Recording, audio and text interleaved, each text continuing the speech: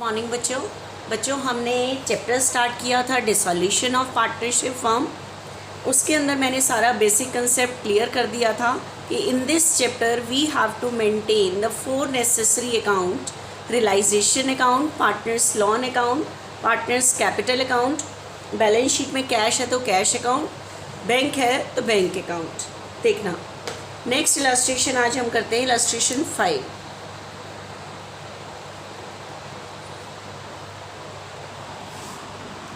देखना बच्चे next illustration, ABC decided to dissolve the partnership firm. जिस डेट पे फर्म को डिसॉल्व करने का डिसीजन लेते हैं उस डेट की हमारे पास बैलेंस शीट होनी चाहिए। The position as at 31 March 2018, the date of dissolution was as follows. देखना furniture, stock, debtors, BR, cash. Creditors outside liabilities पर पार्टनर लोन भी है और पार्टनर्स कैपिटल भी है, तो लोन अकाउंट बना लेंगे हम, ठीक है, A's loan account. They share profit in the ratio of A 1/2, B 3/10, C 1/5। Ratio को सही कर लेंगे। 20,000 ऑफ डेटर प्रूव बैड। 20,000 के डेटर बैड हो गए हैं, ठीक है। अभी मैं ये बोर्ड पे समझाती हूँ क्या लिखा हुआ है। Bill receivable were realised in full. BR से पूरा रिसीव हुआ है। आपको पता है बैलेंस शीट के ये अंदर जो असेट है ये बुक वैल्यू है। ये असेट बिकी कितने में है, इनसे कितना रिसीव हुआ, सारा प्राइस नीचे होगा।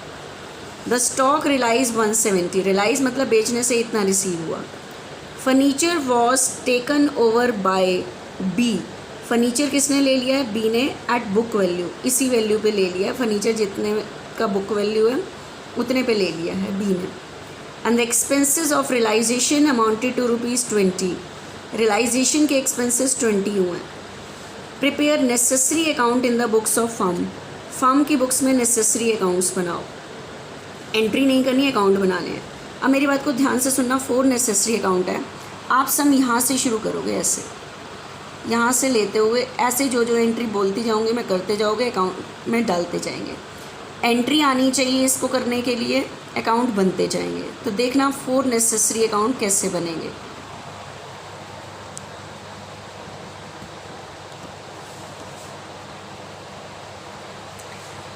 फोर नेसेसरी अकाउंट में बच्चे सबसे पहला अकाउंट आपको बनाना है रियलाइजेशन अकाउंट, ठीक है। सबसे पहला अकाउंट कौन सा है, रियलाइजेशन अकाउंट।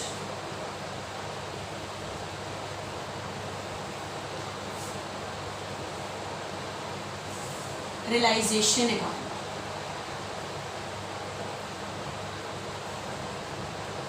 आपको पता है इस अकाउंट तक असेट्स बिकती हैं और आउटसाइड लायबिलिटीज़ की पेमेंट की एंट्री होती है। सेकेंड नंबर पे पेमेंट होती है पार्टनर्स लोन की। चेक करो बैलेंस शीट में पार्टनर का लोन है, यस इस बार है, तो हम पार्टनर लोन अकाउंट, और कौन सा पार्टनर है, सारे पार्टनर, ये सिर्फ A से लोन लिया हुआ है तो उसकी पेमेंट करनी है, तो partners loan account, A's loan account, A's loan account.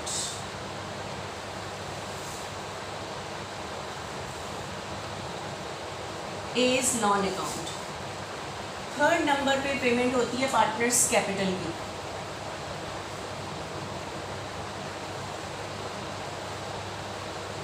कितने पार्टनर्स हैं हमारे पास इस क्वेश्चन में, 5th में, ABC 3, ABC 3 पार्टनर्स हैं बच्चे। पार्टनर्स कैपिटल अकाउंट बच्चे आपने रजिस्टर पे ये फॉर्मेट सारे इकट्ठे खींचने हैं। आपने ऐसे नहीं करना कि पहले रियलाइजेशन अकाउंट बनाओ फिर वो बनाओ फिर वो बनाओ फिर ये, नहीं, गलती आ जाएगी। गलती मतलब टाइम ज़्यादा लग जाएगा, ठीक है। बैलेंस शीट में कैश है तो कैश अकाउंट, बैंक है तो बैंक अकाउंट, कैश अकाउंट लिख लेना। डेट, पर्टिकुलर अमाउंट जो सारा लिखते हैं वो सारा लिख लेना बच्चे, ठीक है। तो हम बना रहे हैं बच्चे रियलाइजेशन अकाउंट।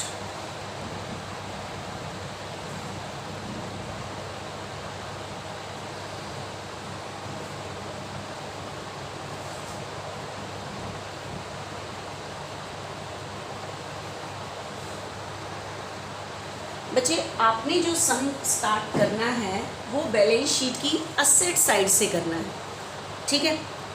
आपने इलस्ट्रेशन 5 निकालो और बैलेंस शीट की असेट साइड से स्टार्ट करो। बताओ आपके पास बैलेंस शीट की असेट साइड में फर्नीचर, स्टॉक, डेटर्स, बीआर, ये 4 असेट्स दिए हैं। तो आपको पता है इनको डायरेक्ट नहीं बेचना, सबसे पहले रियलाइजेशन में ट्रांसफ़र करना है। तो बताओ फर्स्ट एंट्री रियलाइजेशन में ट्रांसफ़र करने की एंट्री होगी। बताओ असेट का कौन सा बैलेंस है, डेबिट। डिक्रीज पे क्रेडिट कर दो, जितने भी बैलेंस शीट में असेट गिवन है सबको क्रेडिट कर दो। कैश बिकता नहीं है इसलिए ट्रांसफ़र नहीं होता रियलाइजेशन में। तो फर्नीचर, स्टॉक, डेटर्स, बीआर, चारों असेट को रियलाइजेशन में ट्रांसफ़र कर दो। तो बताओ एंट्री क्या बनेगी, असेट का कौन सा बैलेंस है, डेबिट। डिक्रीज पे क्रेडिट, तो 2 furniture, 2 stock, 2 BR, 2 furniture, 2 stock, 2 debtor, 2 BR. जो बैलेंस शीट में वैल्यू है बुक वैल्यू पे ही क्रेडिट कर दो, ट्रांसफ़र कर दो रियलाइजेशन में। तो ये एंट्री फर्स्ट बनेगी, realisation account debit, 2 furniture, 2 stock, 2 debtors, 2 BR, ठीक है, फर्स्ट एंट्री। अब एंट्री सोचो, लेकिन एंट्री तो नहीं करनी, बनाना अकाउंट है। तो बताओ एंट्री में रियलाइजेशन क्या हो रहा है, डेबिट। तो रियलाइजेशन के कहाँ लिखेंगे, डेबिट में सारी असेट के नाम। तो रियलाइजेशन के डेबिट में 2 फर्नीचर, 2 डेटर्स, नहीं बीच में क्या था, 2 स्टॉक, 2 डेटर्स एंड 2 बीआर। क्योंकि एंट्री हो रही है realisation account debit, 2 furniture, 2 stock, 2 debtors, 2 BR. तो रियलाइजेशन के डेबिट में एंट्री का अपोजिट, और बैलेंस शीट में जो वैल्यू उस वैल्यू पे ट्रांसफ़र होते हैं। तो फर्नीचर 5 का है, स्टॉक 175 का है, डेटर्स 240 के, और बीआर बताओ कितने का है, 30। ये ट्रांसफ़र कर दिया। मैंने सारे अकाउंट इसलिए खोले हैं कि लाइन से मैं चलूँगी, जहाँ जहाँ की आइटम होगी वहाँ लिखते जाएंगे। उसके बाद 4 के बाद हमें नज़र आ रहा है कैश। कैश रियलाइजेशन अकाउंट में नहीं ट्रांसफ़र होता, क्योंकि कैश बिकेगा थोड़ी, कैश तो कैश है, डायरेक्ट पेमेंट के लिए यूज़ हो जाएगा। तो कैश के लिए इसलिए सेपरेट अकाउंट खुला है, कैश बिजनेस की असेट। तो कैश का बैलेंस कैश अकाउंट में लिख देते हैं, कैश बिजनेस की असेट, असेट का डेबिट बैलेंस। तो डेबिट बैलेंस में लिखो 2 बैलेंस ब्रॉट डाउन, बैलेंस ऐसे लिखते हैं, ये लिख दिया 10,000। इसकी कोई एंट्री नहीं होती। तो मैंने असेट साइड को पूरा कवर अप कर लिया, एक एंट्री है बस। अब आ जाओ लायबिलिटी साइड में, उसके अंदर दिया हुआ है क्रेडिटर। क्रेडिटर आउटसाइड लायबिलिटी होती है, इसके अलावा और कोई आउटसाइड लायबिलिटी है, नो। पार्टनर लोन है, पार्टनर लोन की पेमेंट के लिए अलग से अकाउंट खुला है, पार्टनर्स कैपिटल के लिए अलग। तो रियलाइजेशन अकाउंट में ट्रांसफ़र होती है सिर्फ आउटसाइड लायबिलिटी, तो इस टाइम सिर्फ एक ही है। तो इसकी भी पेमेंट करने से पहले इसको रियलाइजेशन में ट्रांसफ़र करो। तो क्रेडिटर क्रेडिटर, डिक्रीज पे डेबिट, और ट्रांसफ़र कर दोगे रियलाइजेशन में। तो एंट्री बनेगी creditor account debit to realisation. Entry सोचो उसके according, creditors account debit to realisation. तो रियलाइजेशन एंट्री में क्या हो रहा है, क्रेडिट। तो रियलाइजेशन के क्रेडिट में 275 के क्रेडिटर। एंट्री का अपोजिट क्या लिखोगे, बाय क्रेडिटर्स, बिना एंट्री किए, ठीक है। एंट्री सोच रही हो कि इसको क्या करना है हमें, आगे चलो। उसके बाद है A's loan, partner loan. Realisation account खुलता है असेट और आउटसाइड लायबिलिटी के लिए, तो इसके अंदर असेट और आउटसाइड लायबिलिटी ट्रांसफ़र होती है। पार्टनर लोन की पेमेंट के लिए पार्टनर लोन अकाउंट खुला है, तो इसके लिए तो अलग अकाउंट है। तो लोन अकाउंट में लोन का क्या लिखो, बैलेंस। तो लोन बिजनेस की लायबिलिटी होती है, लायबिलिटी का क्रेडिट बैलेंस। तो लोन का, एज लोन का बैलेंस लोन में लिखो, ठीक है। क्रेडिट बैलेंस है इसलिए क्रेडिट से शुरू कर रही हूँ, 30, ये यहाँ आएगा। उसके बाद कैपिटल के बैलेंस दिए, कैपिटल अकाउंट में कैपिटल का बैलेंस लिखो, बाय बैलेंस ब्रॉट डाउन। कितना एबीसी का बैलेंस है, 1,50,000, 5,000, ठीक है। ये बैलेंस है एबीसी का। अब स्टार्ट करते हैं, सारे फॉर्मेट बना लो। बैलेंस शीट की असेट साइड से चलते हुए जो जो चीज़ जहाँ जहाँ आनी है वहाँ वहाँ लिख ली। अब असेट कितने में बिकी वो सारे प्राइस नीचे गिवन होंगे। आगे चलो, they share profit in the ratio of A 1/2, B 3/10, C 1/5। 5:3:2। तो आपके पास प्रॉफिट शेयरिंग रेशियो आ रही है 5:3:2। ठीक है, तो 5:3:2 प्रॉफिट शेयरिंग रेशियो। अब मेरी बात को ध्यान से सुनना, नीचे जो प्राइस दिए होते हैं वो होते हैं असेट कितने में बिकी है और लायबिलिटी की कितनी पेमेंट करनी है आपने। तो ध्यान से सुनना, इस टाइम आपको ये नहीं देखना कि असेट कम में बिक रही है या ज़्यादा में, बिकने की एंट्री करना बस।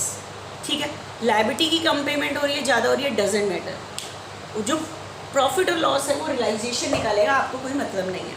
आपने सिर्फ बिकने की एंट्री, जितने में बिक रही है एंट्री करते जाना।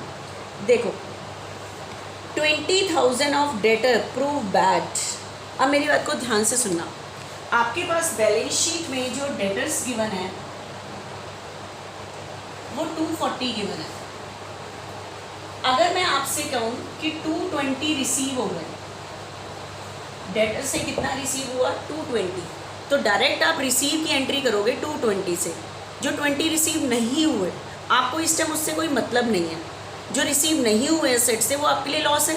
लॉस आपने नहीं निकालना, रियलाइजेशन अकाउंट जो निकालेगा प्रॉफिट और लॉस वो निकालेगा ओवरऑल सारी एसेट का। इस टाइम आपको सिर्फ देखना है एसेट कितने में बिकी। ठीक है, तो देखो 240 की एसेट थी, अगर कह रहा है 220 रिसीव हो रहा है तो आपको डायरेक्ट कितना रिसीव हो रहा है एंट्री उतने से करनी है। जो 20 रिसीव नहीं हुए, जो रिसीव नहीं हुए थे, इसका मतलब वो बैड डेट्स हो गए, डूब गए।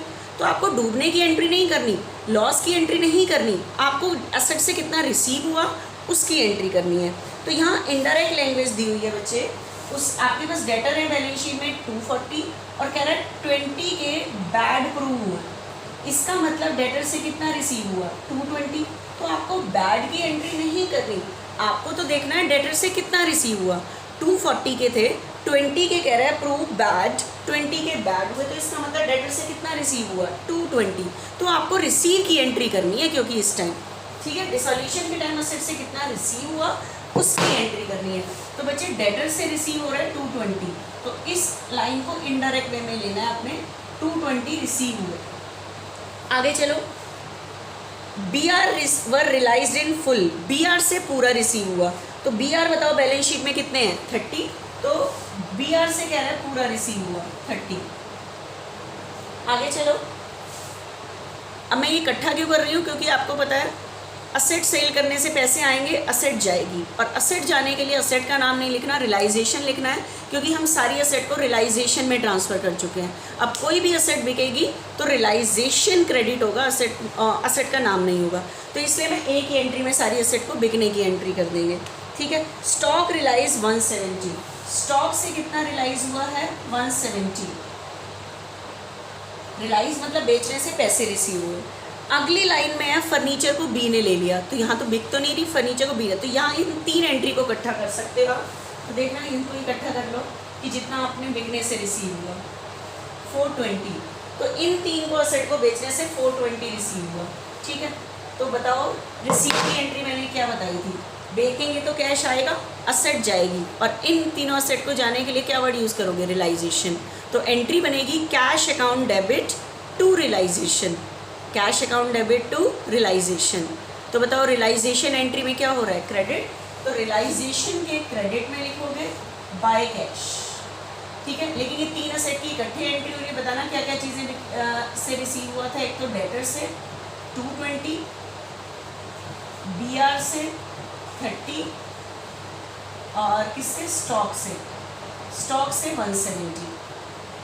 ठीक है, तो टोटल हमें जो रिसीव हुआ था वो 420, यहाँ लिखो 420। तो बताओ ये एंट्री क्या होगी, cash account debit to realisation. तो रियलाइजेशन एंट्री में क्रेडिट है, तो रियलाइजेशन के क्रेडिट में मैंने बाय कैश लिख दिया, लेकिन कैश एंट्री में क्या हो रहा है डेबिट, तो कैश के डेबिट में 420, एंट्री का अपोजिट टू रियलाइजेशन। देखो तभी तो मैंने ये सारे अकाउंट इकट्ठे खोले, क्योंकि एक एंट्री हो रही है कैश टू रियलाइजेशन, तो एंट्री में कैश का भी यूज़ हो रहा है, रियलाइजेशन का भी। तो रियलाइजेशन के क्रेडिट में जाएगा, कैश के डेबिट में, तो 2 बार थोड़ी सम पड़ोगे। तो इसलिए मैंने सारे फॉर्मेट इकट्ठे बनवाए हुए हैं, ताकि एक एंट्री का अगर एक अकाउंट में है तो दूसरा भी साथ साथ हो जाए। ठीक है, तो ये आपने बिल्कुल ध्यान से समझना है जो मैं यहाँ पे आपको बता रही हूँ। ठीक है, नेक्स्ट देखना बच्चे, उसके बाद है बच्चे furniture was taken over by B at book value. Furniture बिक नहीं रहा, फर्नीचर को बी ने ले लिया है at book value. Book value मतलब 5000, बैलेंस शीट वाली वैल्यू बुक वैल्यू है, तो फर्नीचर को बी ने ले लिया है। तो बिजनेस से क्या गया है? फर्नीचर। तो बताना फर्नीचर जाने के लिए मैं फर्नीचर वर्ड यूज़ करूँ या क्या करूँ? फर्नीचर वर्ड यूज़ नहीं कर सकते, क्यों? क्योंकि फर्नीचर कहाँ ट्रांसफ़र हो गया था? रियलाइजेशन में। तो सारी असेट को कौन रिप्रेजेंट कर रहा है? रियलाइजेशन। तो अब जब असेट जाएगी बिजनेस से तो क्या वर्ड यूज़ होगा? रियलाइजेशन। ठीक है, लेकिन इस टाइम कैश नहीं आएगा क्योंकि असेट को किसने लिया है? बी ने। तो कोई पार्टनर फ्री में नहीं ले सकता, उसे उसके पैसे देने पड़ेंगे। लेकिन हम बी से कैश नहीं मंगाएंगे, उसके अकाउंट से काटेंगे। अकाउंट से काटेंगे तो कैपिटल डिक्रीज होगी, डिक्रीज पे डेबिट। तो एंट्री बनी बीस कैपिटल टू रियलाइजेशन। देखो असेट बिकेगी तो कैश टू रियलाइजेशन, असेट को पार्टनर लेगा तो पार्टनर के अकाउंट से काट लेंगे, उस केस में कैश नहीं आएगा। तो एंट्री बन रही है 20 capital account debit to realisation. 20 capital account debit to realisation. तो मेरे पास ये रियलाइजेशन अकाउंट है और ये कैपिटल अकाउंट। तो साथ साथ इस एंट्री को सोच के हम दोनों जगह पोस्ट कर लेंगे। तो अलग से मैं इसको बनाती होती तो 2 बार सोचनी पड़ती है एंट्री। ठीक है, तो रियलाइजेशन के क्रेडिट में 5, एंट्री का अपोजिट बाय 20 कैपिटल। और यहाँ एक्सप्लेनेशन लेनी होती है फर्नीचर की एंट्री। ये फर्नीचर लिया है बी ने उसकी। ठीक है, तो बताओ ये एंट्री क्या हो रही है? 20 capital account debit to realisation. तो रियलाइजेशन के क्रेडिट में बाय 20 कैपिटल लिख दिया। बी एंट्री में क्या हो रहा है? डेबिट। तो बी के डेबिट में एंट्री का अपोजिट टू रियलाइजेशन। एंट्री सोचनी है, लिख के नहीं देखनी। To realisation. ठीक है, तो रियलाइजेशन अकाउंट में बच्चे एक्सप्लेनेशन जाती है तो उस चीज़ को फॉलो करना है। आगे चलो। The expenses of realisation amounted to ₹20। Realisation के खर्चे कितने हुए? असेट मतलब रियलाइजेशन के एक्सपेंसेस मतलब असेट को बिकवाने के expenses is called realisation expenses. तो आपको मैंने कहा था realisation account is prepare for selling the asset and to pay the outside liability and together with realisation account is a nominal account also. Nominal account मतलब just like a profit and loss account. खर्चे इसके debit में आते हैं, income इसके credit में आती है। लेकिन आज बिजनेस बंद हो रहा है, आपको खर्चों का नाम लिखने की ज़रूरत नहीं है। आपको पता है खर्चे इसके डेबिट में आते हैं, तो डायरेक्ट आपने रियलाइजेशन को ही डेबिट करना है, कोई नाम नहीं लिखना खर्चे का। क्योंकि मैं पहले खर्चे का नाम लिखूंगी, फिर एक नया बैलेंस खुलेगा, मैं खर्चे को ट्रांसफ़र तो रियलाइजेशन के डेबिट में भी करूँगी, तो ओवरऑल 2 एंट्री कट के रियलाइजेशन टू कैश ही बैठेगी। तो खर्चों के लिए डायरेक्ट किसको डेबिट करते हैं? रियलाइजेशन को। क्यों? क्योंकि रियलाइजेशन एक नॉमिनल अकाउंट है, खर्चे इसके डेबिट में आते हैं। तो पे की entry realisation account debit to cash 20,000 expenses pay की। तो रियलाइजेशन के डेबिट में क्या लिखोगे? To cash. और आपको यहाँ एक्सप्लेनेशन देनी होती है किस चीज़ की एंट्री डाल रहे हो? रियलाइजेशन एक्सपेंसेस की। ठीक है, तो realization account debit to cash, तो कैश एंट्री में क्या है? क्रेडिट। तो कैश के क्रेडिट में 20, एंट्री का अपोजिट बाय रियलाइजेशन। कहने का मतलब इस चैप्टर के लिए आपको क्या आनी चाहिए? एंट्रीज आनी चाहिए और कुछ नहीं है। ठीक है, तो इस चैप्टर के लिए आपको एंट्री आनी चाहिए बच्चा। ठीक है, आगे चलो। आगे तो उसने कहा प्रिपेयर नेसेसरी अकाउंट। तो देखो बच्चे मैंने सम कैसे स्टार्ट किया, यहाँ से करते हुए जो जो अफेक्ट बताया, यहाँ से चलते हुए एंट्री सोचते हुए यहाँ तक नीचे आई, सम खत्म। लेकिन और सारे जिसमें जो जो चीज़ आनी थी सारी लिखी हुई है। पूरा सम करने के बाद मैंने आपको बताया था कि आप अपनी आउटसाइड लायबिलिटी के चेक करो कि उसकी पेमेंट हुई है या नहीं। बैलेंस शीट में चेक करो आउटसाइड लायबिलिटी कितनी है? 275। नीचे देखो क्या इसकी पेमेंट के लिए कहीं कुछ कहा गया था कि कम करनी है या ज़्यादा करनी है? कुछ नहीं कहा गया। तो आप अपने आप नहीं कहा गया, तो क्योंकि नीचे सिर्फ असेट को बिकने के प्राइस दिए हुए थे। बैलेंस शीट के नीचे आउटसाइड लायबिलिटीज़ की कितनी पेमेंट करनी है ये नहीं बताया। तो आप अपने आप बुक वैल्यू 275 पूरी पेमेंट कर दोगे पूरा सम करने के बाद। अगर क्वेश्चन में कुछ नहीं कहा तो बताओ आउटसाइड लायबिलिटीज़ को पेमेंट करने की एंट्री क्या होगी? आउटसाइड लायबिलिटी का नाम क्या है? Creditor account. तो creditor account debit to cash या realisation to cash? Yes, creditor नहीं यूज़ करना क्योंकि मैंने क्रेडिटर को रियलाइजेशन में ट्रांसफ़र कर दिया था। तो सारी आउटसाइड लायबिलिटीज़ को कौन रिप्रेजेंट कर रहा है? रियलाइजेशन। तो पेमेंट की एंट्री के टाइम लायबिलिटीज़ जो आप पे कर रहे हो उसके लिए क्रेडिटर का नाम नहीं लिखोगे, रियलाइजेशन लिखोगे। तो एंट्री होगी realization account debit to cash. ठीक है, तो एंट्री हो रही है realisation account debit to cash 275 पूरी बुक वैल्यू पे पेमेंट कर दोगे। ठीक है, तो realization account debit to cash, तो रियलाइजेशन के डेबिट में टू कैश 275, और ये किसकी एंट्री, किसकी पेमेंट की एंट्री कर रहे हो, क्रेडिटर्स की एंट्री हो रही है रियलाइजेशन टू कैश, कैश के क्रेडिट में बाय रियलाइजेशन 275। तो आपको कि मैम खाली पूरा सम करने के बाद आउटसाइड लायबिलिटी ही चेक क्यों कराई, असेट क्यों नहीं चेक कराई कि वो बेके, क्योंकि अगर जिन असेट्स के नीचे रियलाइज वैल्यू नहीं दी तो उनको नील मानते हैं, मतलब उनसे रिसीव ही नहीं हुआ, तो रिसीव नहीं हुआ तो मुझे तो असेट्स के बिकने की एंट्री करनी है, रिसीव ही नहीं हुआ तो इसलिए मुझे उसको चेक करने की ज़रूरत नहीं है। तो पूरा सम करने के बाद सिर्फ किसको चेक करने की ज़रूरत है आपको, आउटसाइड लायबिलिटी, कि उनकी नीचे पेमेंट हुई है या नहीं हुई। नीचे कुछ नहीं कहा तो बुक वैल्यू पे पेमेंट कर दो, बस लास्ट एंट्री वही होती है। उसके बाद इस अकाउंट को क्लोज करो, ठीक है, इसका टोटल करो, इसका टोटल करो, देखो कौन सा साइड ज़्यादा आ रहा है, ठीक है। इस बार बच्चे ये वाला साइड ज़्यादा है, ये वाला